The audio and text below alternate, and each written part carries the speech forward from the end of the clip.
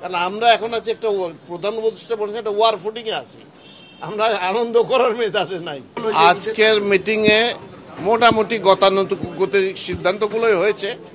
আপনারা জানেন যে আসন্ন রমজান চলছে, ঈদের ছুটি পড়ছে এই সময়, এবং আর একটা কি অনুষ্ঠান হচ্ছে 26শে মার্চ, এই তিনটে একসাথে পড়েছে। ফলে আমরা এগুলোর থ্রেড বিয়ার ডিসকাশন করেছি। একই সাথে এর আগের মিটিংটাতে আমরা ফ্যাক্টরি যাতে এই ঈদ উপলক্ষে শ্রমিক অসন্তোষের সমস্যা থাকে সেগুলো মিনিমাইজ করার জন্য যা যা পদক্ষেপ নেওয়া দরকার সেগুলো সংশ্লিষ্ট সকলের সাথে আলাপ করা হয়েছে। যেমন বেতন, শ্রমিকদের বেতন নির্ধারিত সময় তাদের যে আলাপ হয়েছে সেই নির্ধারিত সময় যাতে দেওয়া হয় সেটা আমরা নিশ্চিত করার জন্য বিকেএমই এর প্রধানরা আসছিলেন, তাদের সাথে কথা বলেছি। এছাড়া আরো বিভিন্ন, যেমন যে যাত্রীরা যাতায়াত করবে সেই সব জায়গায় যাতে চাঁদাবাজি না হয়, কেউ চিন্তাই না হয় সেগুলোর ব্যবস্থার জন্য।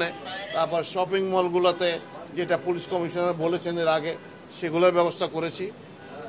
মোটামুটি এই তো। 26শে মার্চে কোনো থ্রেট আছে, এরকম কোনো আছে নাকি? নিরাপত্তা ঝুঁকি আছে? নিরাপত্তা ঝুঁকি আছে কিনা? নিরাপত্তা ঝুঁকি তো দেখতেছি না আমি।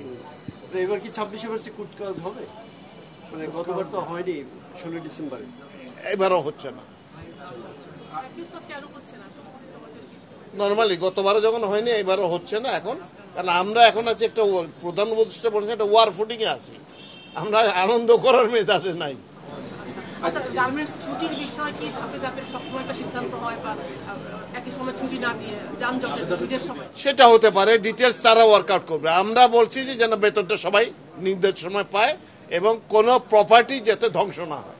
আইন শৃঙ্খলা বাহিনী মানে ঈদের সময় দেখা যায় ঢাকা ফাঁকা হয়ে যায়, সেক্ষেত্রে কিন্তু আগে থেকেই বলা হচ্ছে যে মানে যেহেতু একটু রাজধানীর আইন শৃঙ্খলা পরিস্থিতি একটু নাজুক, সেক্ষেত্রে এইবার একটু বেশি থ্রেট বা চুরি বা ডাকাতির ক্ষেত্রে এই বিষয়গুলো নিয়ে আলোচনা হয়েছে কিনা বা বিশেষ কোনো ব্যবস্থা? আমাদের সর্বাত্মক প্রস্তুতি থাকবে।